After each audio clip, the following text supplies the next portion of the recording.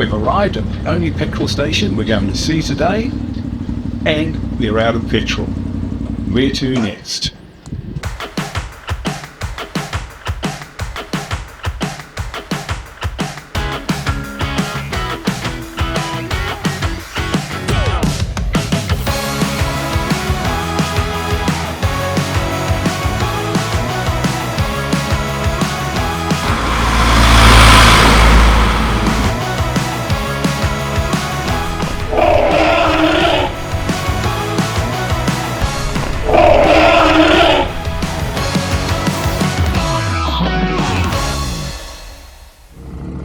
In this episode, we're going to cross a river, ride through a small canyon, look over the edge of a bigger canyon, see a zebra crossing, and feel all alone.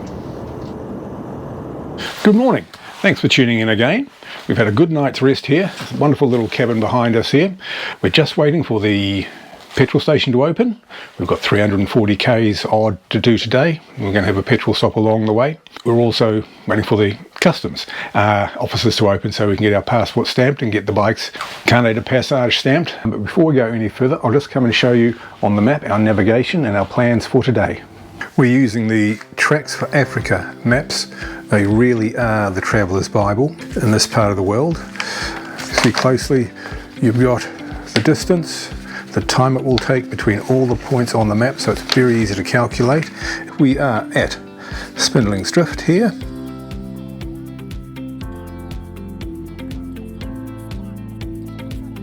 Heading up here to Ice,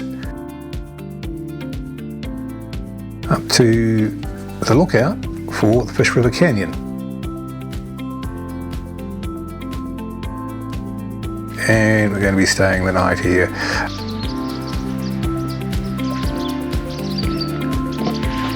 See the little hanging nests where the birds obviously build the nest, and they're probably quite safe when you see all the thorns that are on this tree.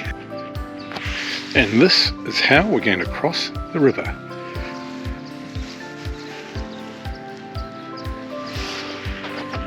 Interesting police van, almost looks like a dog van. Anyway, here we are. We're going to sign out of South Africa, getting ready to go into Namibia. Something I learned very quickly on arriving in Africa. TIA. This is Africa. Despite best efforts to plan and organise, nothing can be taken for granted. Murphy's Law is taken to a whole new level here. This is Africa. For example, it was 2 weeks from when the ship arrived in Cape Town to get the no-goes released, not 3 or 4 days which we had planned. A fairly brutal initiation of TIA, but for now, we're on the move and grateful.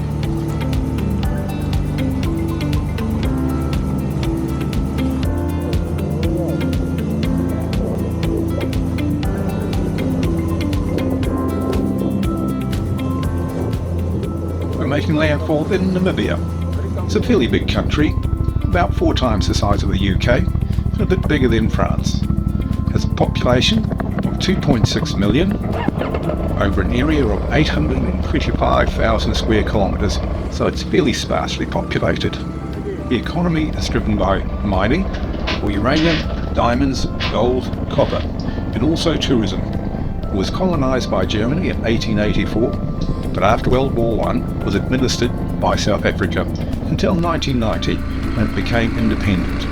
English is the official language, but Afrikaans, I believe, is commonly spoken. The currency is the Namibian rand, which is keyed 1-to-1 with the South African rand, and both currencies are accepted in Namibia. Just coming up to the border post now, where amongst other things we'll be paying a registration to use the roads, which is a little bit ironic because 90% of the roads in the country, I believe, are unsealed.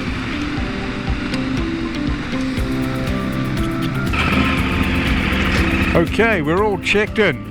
We're free to go and enjoy the country. Let's go. I don't film inside the border posts and the customs offices. I think it would be a bit undiplomatic to do so. So much rock and rubble around here. This great little windy canyon road.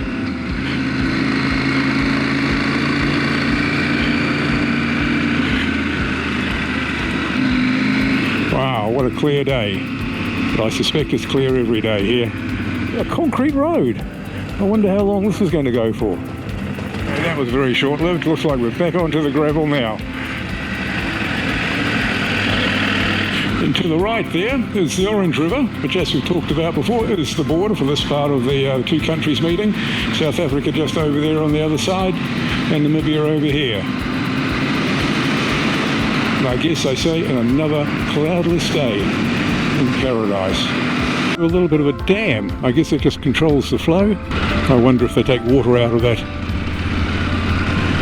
Could be a pumping station up there.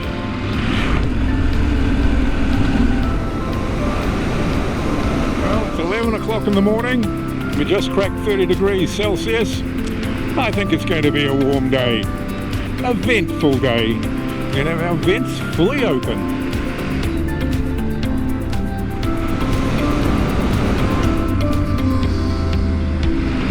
This is the kind of landscape that makes you feel small.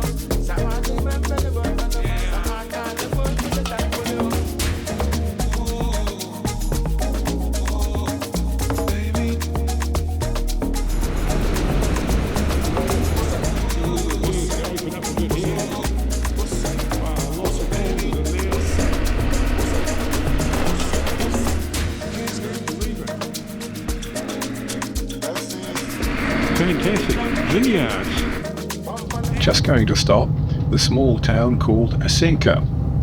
It's a small farming community on the banks of the Orange River. That goes to prove when there's water, there's life. We'll go to the phone shop to get a Namibian SIM card, and then we can get some data so we can communicate with everyone else. And there's also a supermarket where we can get some lunch. The buildings here to the right all look like they're made out of cardboard. Well, at least that's the colour. But I'm sure there's something more substantial.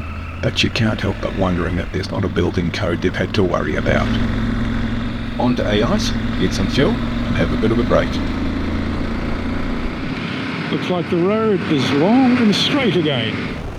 Being out here, all on your own, really does make you feel like you're the only person on the planet.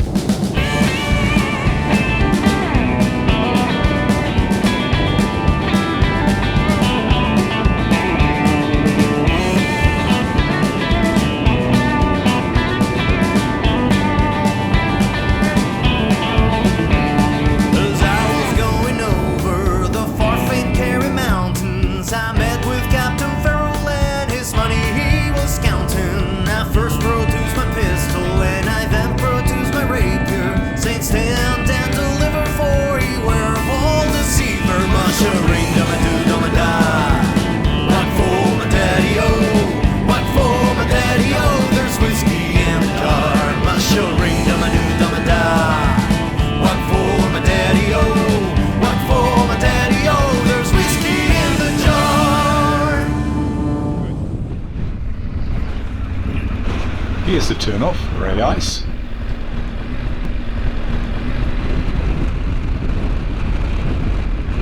The graders are great. They keep the corrugations down. We're here.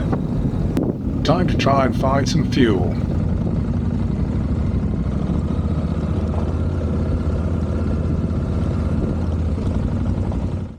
No fuel. Well, that's about as much good as a pub with no beer. Let's go and see if we can find some refreshments for ourselves.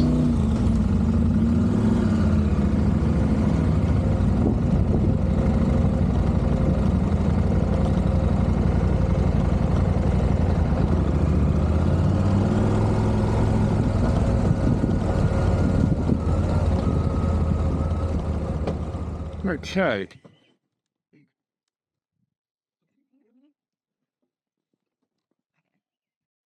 Oh, you made it.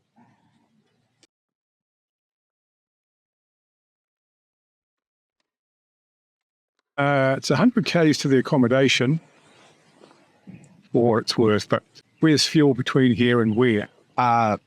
There is none. So this is Africa.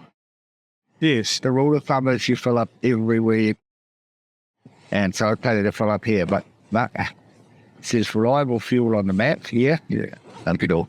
I don't know if they're out or what it is. But anyhow, it's not cold because we've got enough fuel to get through. Yes, I guess so, yeah.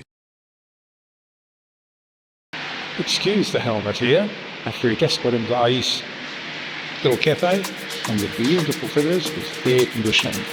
No one cares about the 35 degrees outside, and a cup of tea just doesn't get any better.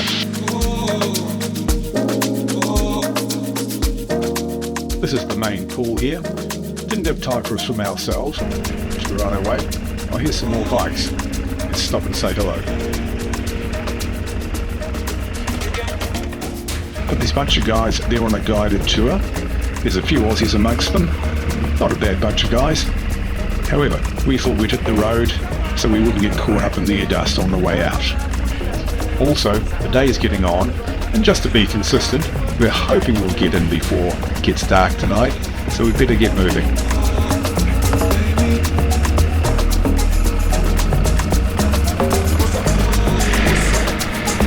Well, we have a soccer field over here. I don't think it would meet FIFA standards, but hey, if you want a good kick around, why not?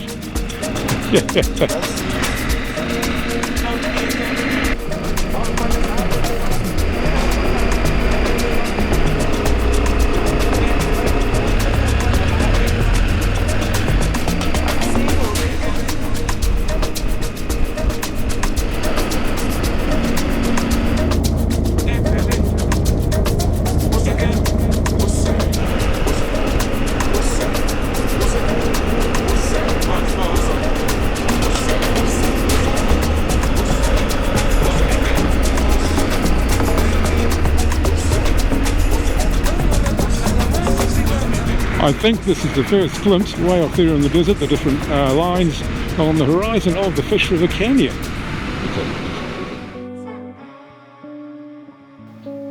Here it is, the Fish River Canyon, the largest canyon in Africa. In fact, it's in the top 5 of the largest canyons in the world. The figures are 160 kilometres long, up to 550 metres deep, and up to 25 kilometres wide at the widest point. It was formed more than 500 million years ago from the movement of tectonic activity and erosion from the Fish River.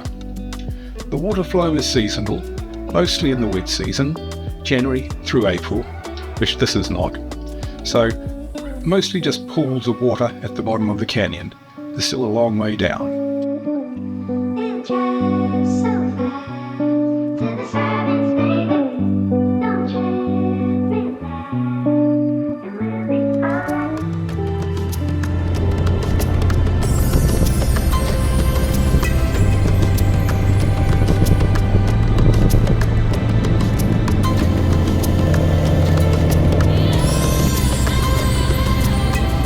First zebra crossing.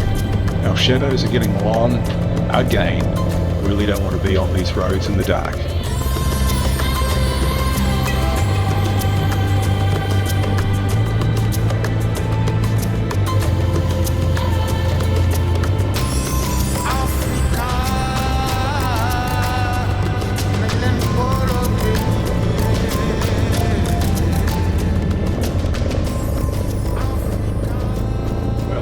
We've got here to the Grunau Namgate Guest House, Butchery and Farm Stay. I was a little bit nervous towards the end there. Our calculations for fuel weren't quite as good as we thought. For the last sort of 40 or 50 k's, Michael's reserve light was on, so he was a little bit nervous and dropping back and just going slower and slower to eke out the best range. Had to wait for him for about 10 minutes at the front gate to catch up. I was a little bit worried. He might have gotten some trouble down the way. Fortunately, there is fuel at the township, which is about 2 k's down the road from the gate. We are the only ones staying here tonight, and they're preparing a meal for us now, which we're really looking forward to. Basically, they said, the bar's unlocked, go and help yourself and just keep a tab of what you have. Well, thanks for travelling with us today. We've thoroughly enjoyed it. Come back again tomorrow and see where we get up to. And of course, the obligatory like, subscribe, comment. Thank you very much.